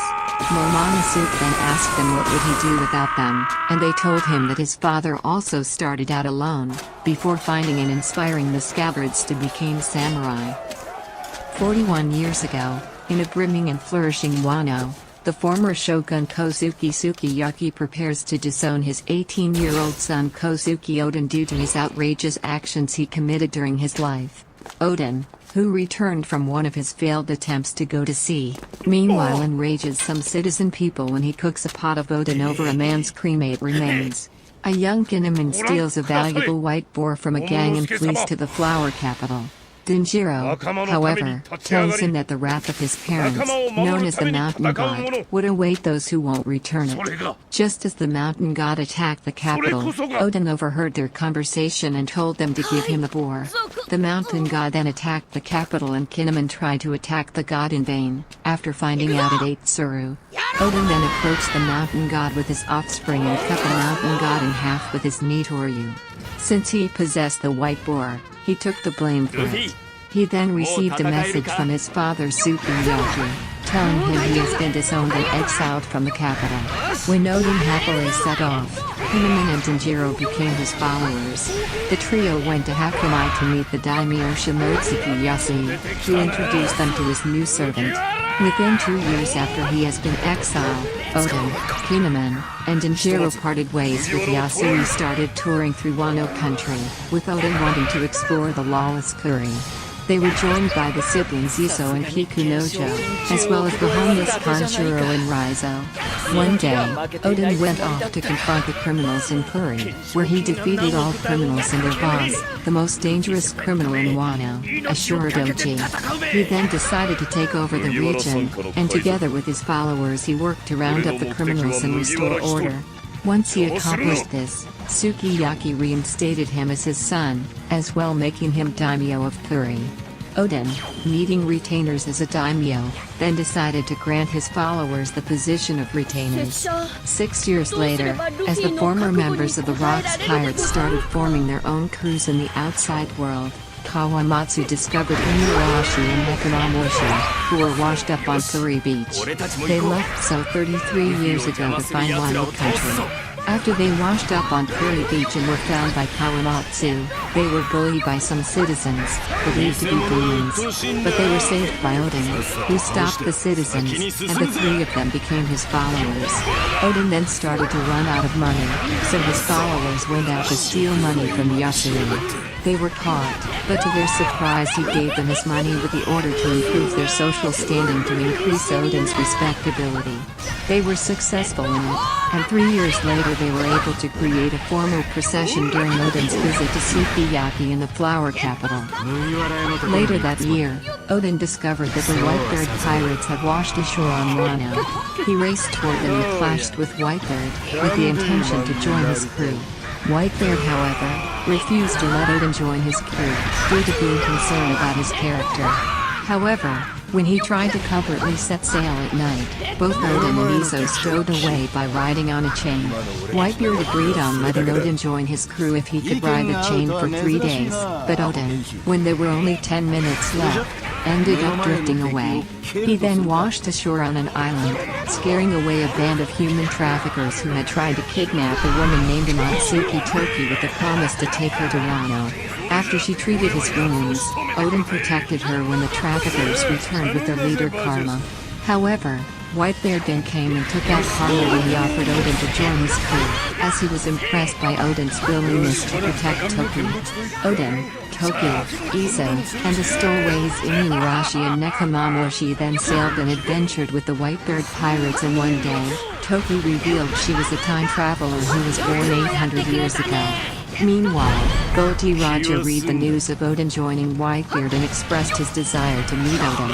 As they sailed with the Whitebeard pirates for 4 years and learned more about the world, Odin and Toki fell in love and Toki gave birth to Momonosuke and Hiyori. However, several years ago in Wano, Orochi met an old woman who could change her appearance. She told him how the Kurozumu family came close to seizing power before falling and offered him to help him to take the title of shogun.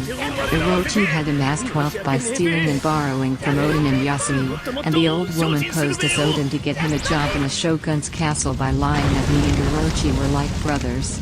As Sukiyaki started to ail, the old woman posed as him and she decreed that Orochi would become temporary successor as shogun until Odin returned. Meanwhile, the Whitebeard pirates headed towards an island where a ruckus was going on. This ruckus was because of the Roger pirates, and Roger looked forward to battling Whitebeard on his final journey. The Whitebeard pirates are then discovered by the Roger pirates and exited Odin the rushes and attacked several Roger pirates before being attacked by Roger himself. Roger and Whitebeard both prefer to battle each other, imbuing their blades with hockey and then clash with a burst of hockey, shaking everything around and even the island. The Whitebeard pirates and Roger pirates clashed for 3 days and 3 nights. On the 4th day, however, they end their battle and they split the loot equally between both crews. Roger then told Whitebeard about his dream of becoming Pirate King and travel the world, asking the latter he'll need to borrow Odin for a year, and gave all his treasure to the Whitebeard pirates. The Roger pirates later reach Skypiea and Odin writes Roger's message beside the Shendo Opona glyph.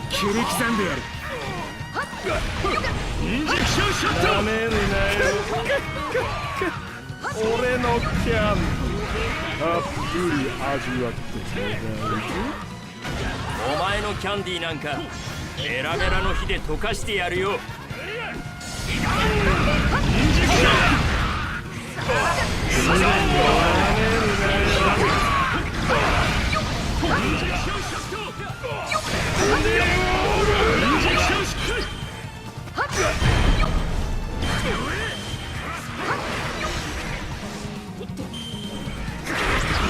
なめてたのは俺の方か。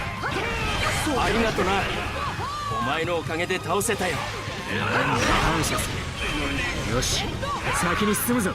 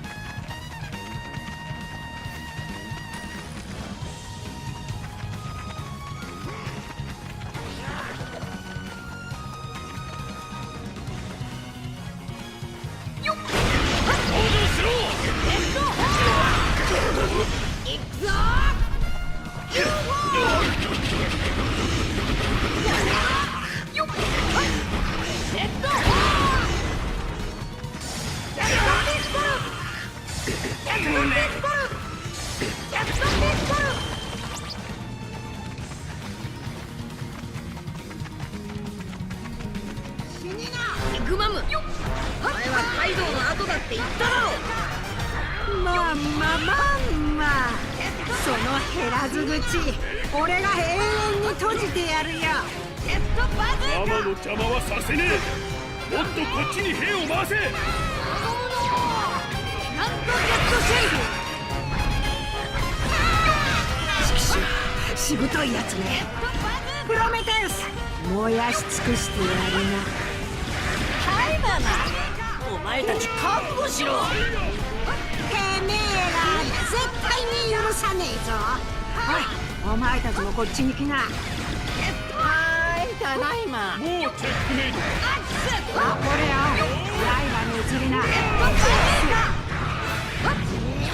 そろそろ頃合い見て一旦引くとするか。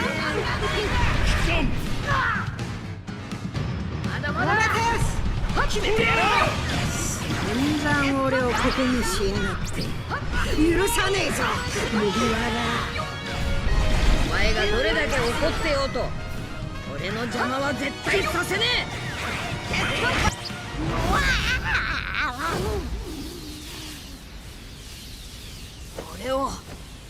俺の仲間をなめんなよビッグマム。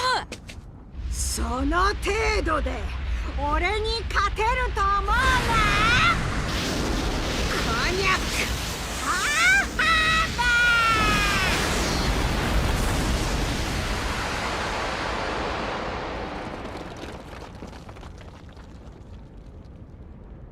くバラバラに挑んでも拉致が開かねえ。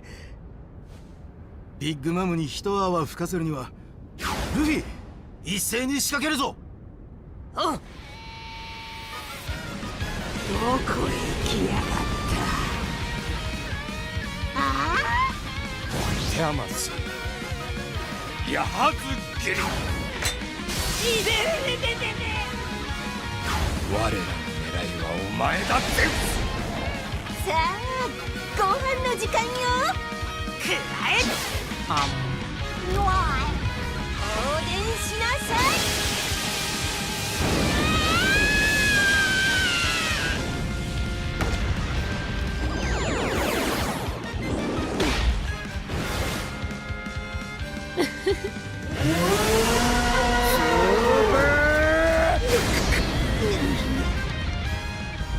お前ら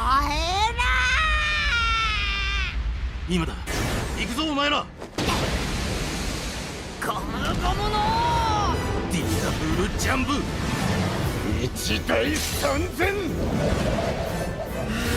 わらクロス大戦世界。エオレックス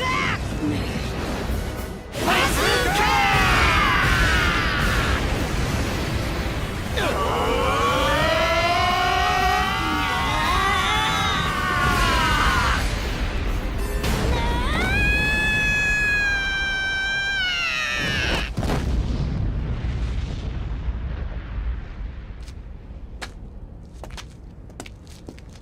やったか。いや、確かな手応えはねえな。あの方はまた復活してくるはずです。今のうちに先を急ぎましょう。あ、行こ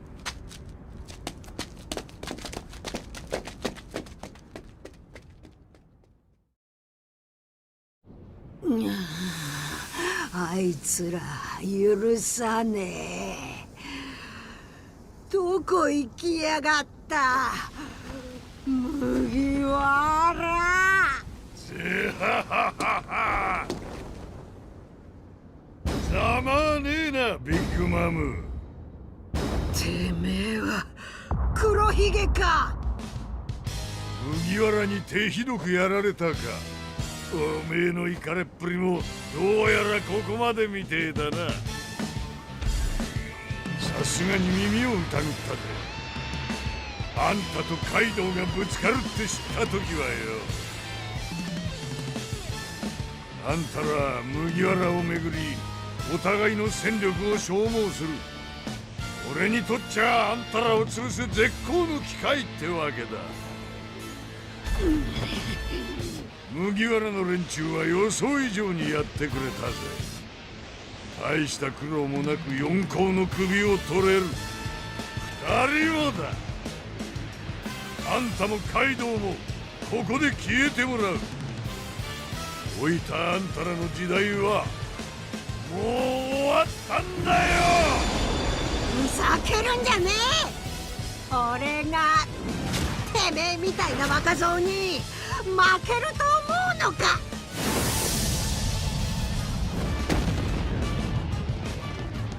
カイドウ、黒ひげ、くだらねえ手を使いやがって。どいつもこいつも骨がね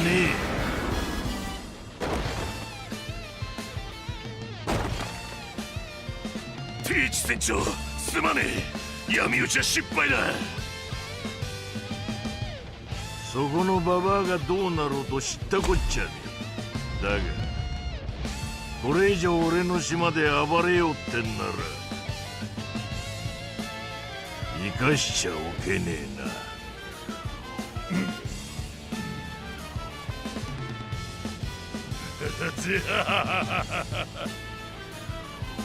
二人揃っちまうとはさすがに分が悪い。裏からぞ野郎ども。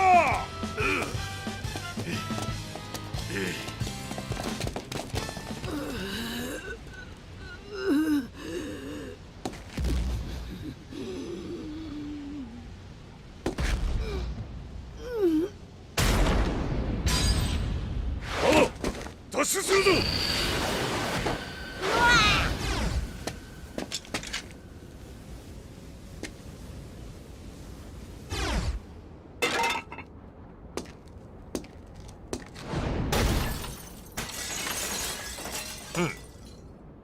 死に損なったな、リンリ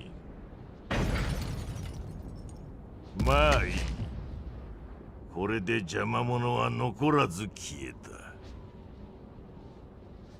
おろろろろ、待っている麦わらの小僧。この俺を怒らせたことを後悔させてやる。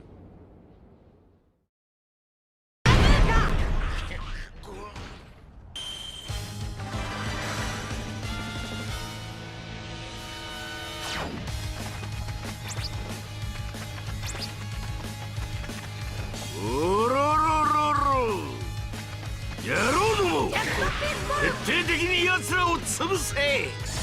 キャットピッ船を壊して奴らの退路を断つ。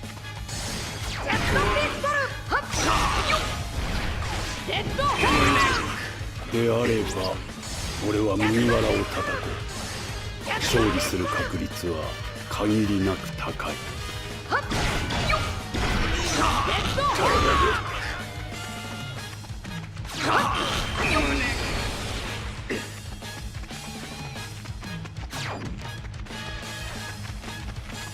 あいつらサニー号を壊す気か。そうはさせねえ。俺はジャックのところに行く。この辺の敵は頼んだぞ。 After leaving Skypiea, the crew eventually traveled to Fishman Island and encounter Neptune, who showed Shirley prophesized future events, had the correct predict past one before they happened. Neptune then took the Roger pirates to the poneglyphs at the sea forest. A rogue poneglyph enjoyed Boy's apology, but they were surprised to not find one of the ancient weapons, Poseidon Skypia's poneglyph had said. Neptune revealed another prophecy about a mermaid who could talk to sea kings that would soon be born, and assumed it is his daughter that was also prophesied. Shirley then told Roger for his request that the mermaid princess would be born in 10 years, much after Roger's death. While adventuring in the New World, Toki came down with a fever and collapsed. Crocus stated that she could not continue sailing in that state, and the crew decided to dock at Wano for Toki to stay there. Upon arrival, Odin's family were greeted by his retainers who asked him to stay as well and rule Wano, but Toki demanded he mustn't abandon his journey for her sake. And Odin rejoined the Roger pirates on his own. The crew then departed and headed to Zo to find the final road poneglyph.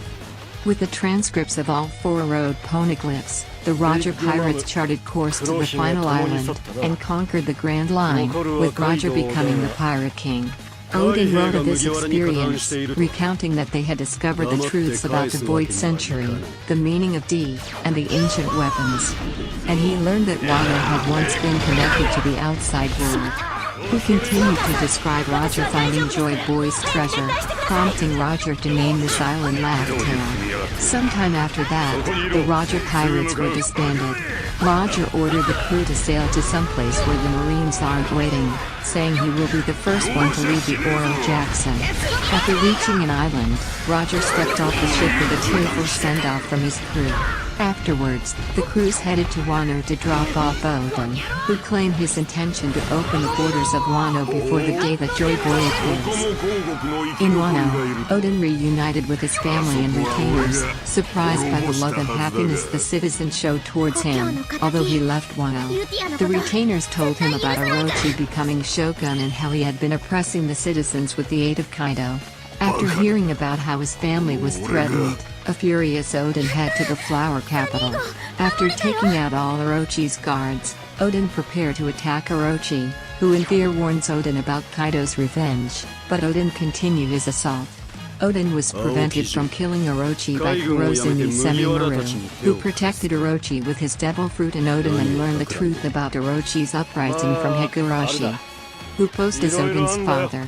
His actions then resulted in Orochi's allies attacking the citizens outside and Kaido appearing at the flower capital. Thus, Odin started dancing naked in the flower capital for 5 years due to a contract he made with Orochi and Kaido, losing all the faith and trust the people of Wano had for him. Until he learns that Kaido and Orochi had deceived him. After a year, he was given the news of Roger's execution, where he both cried and laughed while reading the news. 20 years before the present day, he learned from Orochi that Kaido had captured Hyogoro on Orochi's orders and killed the Yakuza boss wife as well as 16 of his men, and also about Orochi's plans to make Wano a producer of weapons. This spurred Odin to take action, and he and his retainers set out to defeat Kaido. When his retainers were given their group name, 9 Red Scabbards. After they set out, Odin and his retainers were joined by Shinobu, who always wanted to serve the Kozuki family. Odin then learned from Kaido that he placed a spy in the flower capital and that they purposely made Odin dance, because he was too strong at that time for Kaido and his allies, thus weakening him and increasing their chances of victory. Odin and the Scabbards then fought a ferocious battle against Kaido and his crew in the Udon region. In the battle, Odin was able to inflict a scar on Kaido's chest, but before he could take Kaido out, he was tricked by Higurashi, who transformed into a Momonosuke, and thus Odin was struck down by Kaido. Soon after, all of his retainers were taken down as well, and the battle ended with Odin and his retainers defeated. They were then all imprisoned in the flower capital and sentenced to execution in 3 days by being boiled alive. 3 days later, the citizens approach the execution site, and see a large pot of boiling oil, and Odin and his Scabbards are being assured towards it. Odin stops and turns to face Orochi and Kaido, who are watching the event from a stage, and asks for a chance for him and his men to live. Kaido agrees and says that if they survived an hour inside the pot they are free to go. Odin then entered the pot, holding his retainers above his head on a platform, saving them from the torture. The Watchers then ridicule Odin for his actions 5 years too late, and about how long it takes him to die. Angered, Shinobu revealed the truth behind the deal Odin made with Orochi 5 years ago, that involves Odin dancing naked in order to stop Orochi from kidnapping and sell the citizens. And for him and Kaido to leave Wano in 5 years.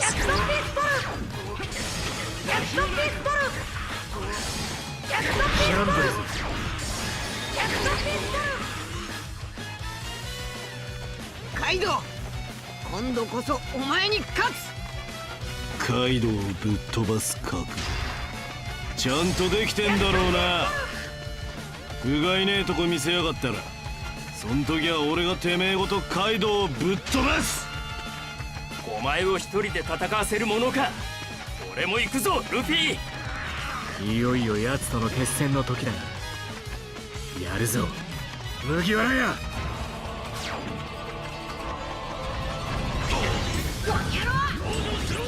俺たちはルフィの退路を確保するぞ。あいつは必ず勝って帰ってくる。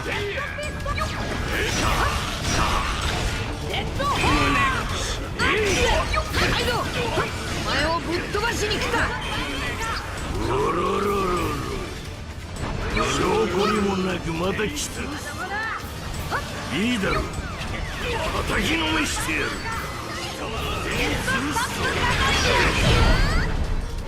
俺たちが共に戦えば倒せない相手じゃないはずだ。くだらねえ。弱え者同士で徒党を組めば俺に勝てると本気で思ってるの。うろろろろなんだこの程度。全然大したことねえな。よっぽど死にてえらしいな。弱えガキどもが束になってどうするつもりだ。ん？そうかお前、あの大名の家臣か。いかにも。お主を討つため20年の時を超えてここに参った。亡き主君おでん様の無念、今日こそ話してくれる。なめられたもんだな。おろろろろ。おい。 Shocked by the reveal, the citizens change their behaviors and starts to cheer for Odin, discovering they are surrounded by Orochi's men. Nearing the end of the set time, the citizens count down in an hour past. Orochi have Odin and his men held at gunpoint, still in the pot, claiming he changed the sentence a minute prior. Odin tosses his men above the crowd, saving them, and leave them with his wish to open the borders of Wano to the world as Kaido shoots him and the samurai body disappear in the oil. Back in Guri, news arrived to Toki and she recalls Odin in prison, giving her his swords for their children, and the letter he left to her before he left, asking her to use her power in preparation for a great war in 20 years' time.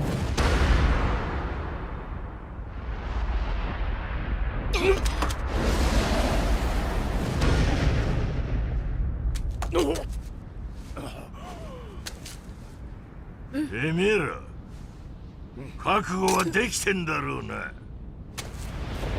全員まとめてあのバカ殿のところへ送ってやる。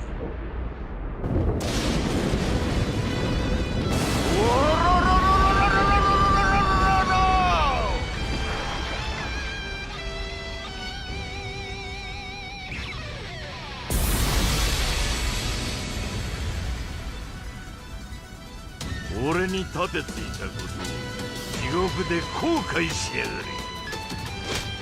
今度こそ勝つ。俺たちが相手だ。